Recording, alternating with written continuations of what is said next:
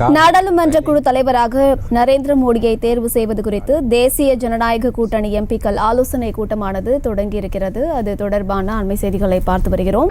स्वागत है भाई, स्वागत है, स्वागत है भाई, स्वागत है, स्वागत है भाई, स्वागत है, स्वागत है भाई, स्वागत है, स्वागत है भाई, स्वागत है,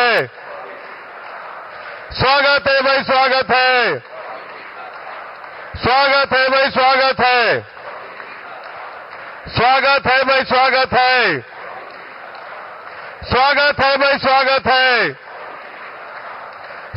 है भाई,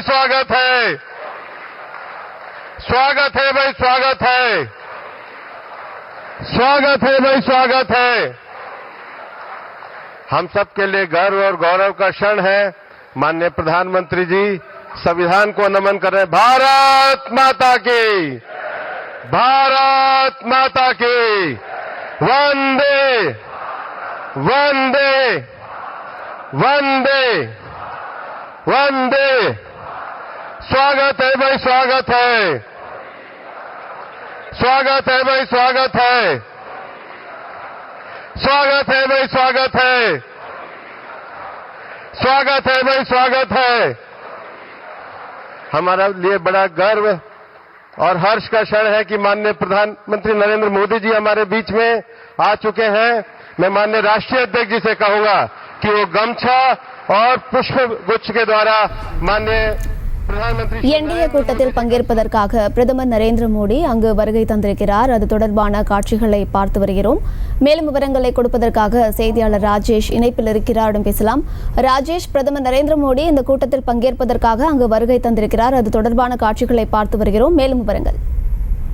வணக்கம். தற்போது பாராளுமன்றத்தில் தேசிய ஜனநாயக கூட்டணியினுடைய எம்பிக்கள் கூட்டம் தொடங்கி இருக்கின்றது. இதில் கூட்டணி கட்சி தலைவர்களும் பல நாடு முழுவதும் இருந்து பங்கேற்றிருக்கிறார்கள். தேசிய ஜனநாயக கூட்டணியில பங்கேற்றிருக்கக்கூடிய பல்வேறு கட்சிகளினுடைய அந்த தலைவர்கள் இந்த கூட்டத்திற்கு அழைப்பு விடுக்கப்பட்டு அவர்களும் பங்கேற்றிருக்கிறார்கள்.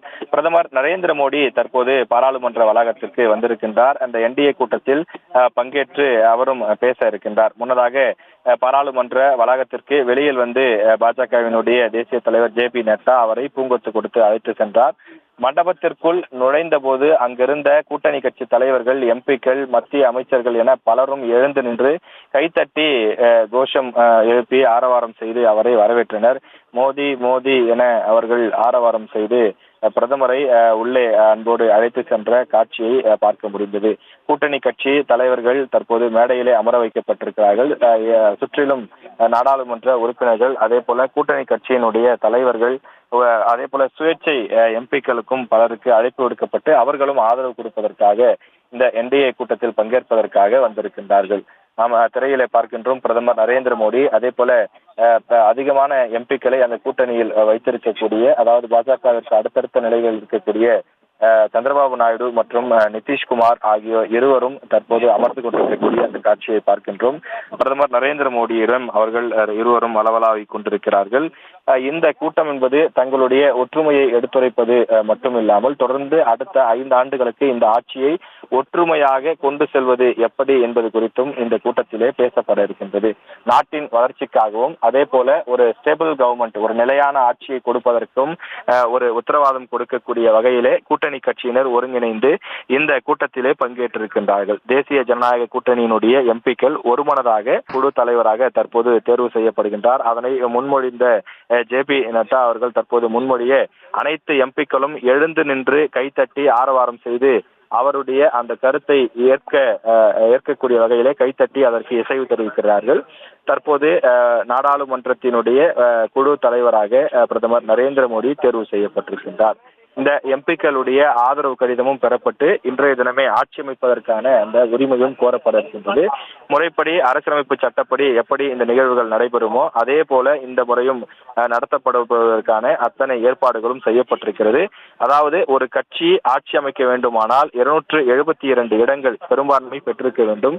தற்போது பிஜேபி காங்கிரஸ் இரண்டு கட்சிகளுமே பெரும்பான்மை பெறாத நிலையிலும் கூட பாஜக கூட்டணியில் இடம்பெற்றிருக்கக்கூடிய அந்த எம்பிக்களுடைய எண்ணிக்கையை சேர்க்கும் போது அது 292 உயர்ந்திருக்கக்கூடிய நிலையில, மேலும் இது தவிர சில சுயேட்சை எம்பிக்களும் ஆதரவு கொடுத்திருக்கக்கூடிய நிலையில் அந்த எண்ணிக்கை இன்னும் கூடுதலாக இருக்கின்றது.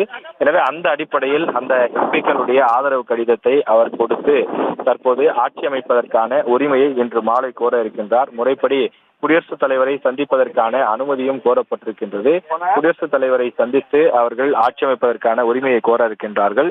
ஞாயிற்றுக்கிழமை மாலை 6 மணி அளவில் பதவியேற்பு விழா குடியரசுத் தலைவர் மாளிகையிலே நடைபெற இருக்கின்றது. அதற்கான ஏற்பாடுகள், அதற்கான அழைப்புதல் கொடுக்கக்கூடிய பணிகள், அழைப்பு விடுக்கும் பணிகள் போன்றவை எல்லாம் நடைபெற்றுக் கொண்டிருக்கின்றது. தற்போது டெல்லியில் இருக்கக்கூடிய நாடாளுமன்ற வளாகத்தில் தேசிய ஜனநாயக கூட்டணியினுடைய அந்த எம்பிக்கள் கூட்டம் தொடங்கி நடைபெற்று வருகின்றது. அதில் நடுநாயகமாக பிரதமர் நரேந்திர மோடி அமர்ந்து கொண்டிருக்கிறார். அவருக்கு மிக அருகில் தெலுங்கு தேசம் கட்சியினுடைய தலைவர் அவர் தற்போது சந்திரபாபு நாயுடு அமர்ந்து கொண்டிருக்கின்றார். சந்திரபாபு நாயுடு, அதனைத் தொடர்ந்து நிதிஷ்குமார் உள்ளிட்டோரும் அமர்ந்து கொண்டிருக்கிறார்கள். மற்ற தலைவர்களும் தற்போது மேடையிலே அமர்ந்து கொண்டிருக்கக்கூடிய அந்த காட்சியை பார்க்கின்றோம். குறிப்பாக ஷிண்டே உள்ளிட்ட பல தலைவர்களும் அந்த தேசிய ஜனநாயக கூட்டணியிலே இடம்பெற்றிருக்கக்கூடியவர்கள் இந்த மேடையிலே அமர்ந்து கொண்டிருக்கிறார்கள். கீழே தொடர்ந்து பாஜகவினுடைய முக்கிய தலைவர்களாக இருக்கக்கூடியவர்கள் பங்கேற்றிருக்கின்றார்கள். அதே போல ஏக்நாத் ஷிண்டே உள்ளிட்டோரும் பங்கேற்றிருக்கின்றார்கள்.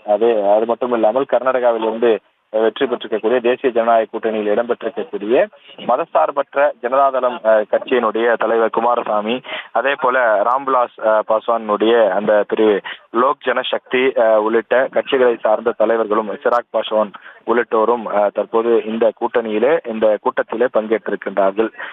கிட்டத்தட்ட 21 தலைவர்கள் இந்த கூட்டத்திலே பங்கேற்றிருக்கக்கூடிய நிலையில் இவர்கள் மட்டுமில்லாமல் இன்னும் கூட்டணியில் இருந்து வெற்றி பெறாத தலைவர்களும் கூட பங்கேற்றிருக்கிறார்கள். குறிப்பாக தமிழ்நாட்டிலிருந்து OPS, டிடிவி தினகரன் உள்ளிட்டோரும் இந்த கூட்டத்திலே பங்கேற்றிருக்கின்றார்கள். என்டிஏ கூட்டணியினுடைய அந்த ஒரு வெற்றி கூட்டமாக இந்த கூட்டம் சேர்த்தே நடத்தப்படுகின்றது.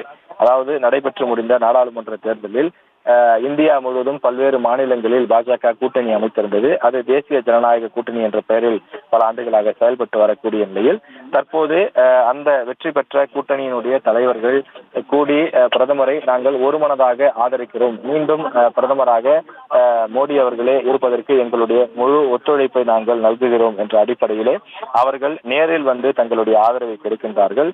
நாடாளுமன்றத்தினுடைய குழு தலைவராக பிரதமர் நரேந்திர மோடி தற்போது தேர்வு செய்யப்பட்டிருக்கின்றார். எம்பிக்கள் எழுந்து நின்று கைத்தட்டி தற்போது அவருக்கு வரவேற்பு கொடுத்ததோடு மட்டுமில்லாமல் JB நட்டா அவர்களுடைய அந்த அறிவிப்புக்கு ஏற்ப அவர்கள் அதற்கு ஒத்திசைவது போல அவர்கள் கைத்தட்டி அதனை வரவேற்று ஆதரவு கொடுத்திருக்கின்றார்கள். எனவே இந்த ஆலோசனை கூட்டம் என்பது சுமார் 1 மணி நேரம் நடைபெறும் என எதிர்பார்க்கப்படும் நிலையில் இதில் பல்வேறு தலைவர்களும் பேச இருக்கின்றார்கள். அதில் தொடர்ந்து இந்த ஆட்சி எப்படி கொண்டு செல்ல போகின்றோம், நமக்கு முன் இருக்கும் சவால்கள் என்ன, அந்த சவால்களை எதிர்கொள்வது எப்படி உள்ளிட்ட பல விஷயங்களையும் கூட முக்கிய தலைவர்கள் கூடி பேச இருக்கின்றார்கள். ஏற்கனவே 2 தினங்களுக்கு முன்பு என்டிஏ கூட்டம் இங்கு டெல்லியில் நடைபெற்ற போது அதில் முக்கிய தலைவர்கள் பலர் பங்கேற்றிருந்தார்கள். அவர்கள் கூடி தேசிய ஜனநாயக கூட்டணியினுடைய தலைவராக பிரதமர் மோடியே இருப்பார் என்று ஒருமனதாக தேர்வு செய்தார்கள். அது மட்டுமில்லாமல் ஒரு தீர்மானமும் நிறைவேற்றப்பட்டது. அனைவரும் ஒற்றுமையாக இருந்து இந்த கூட்டணி ஆட்சியை வழிநடத்துவது என்று முடிவு செய்திருக்கின்றார்கள்.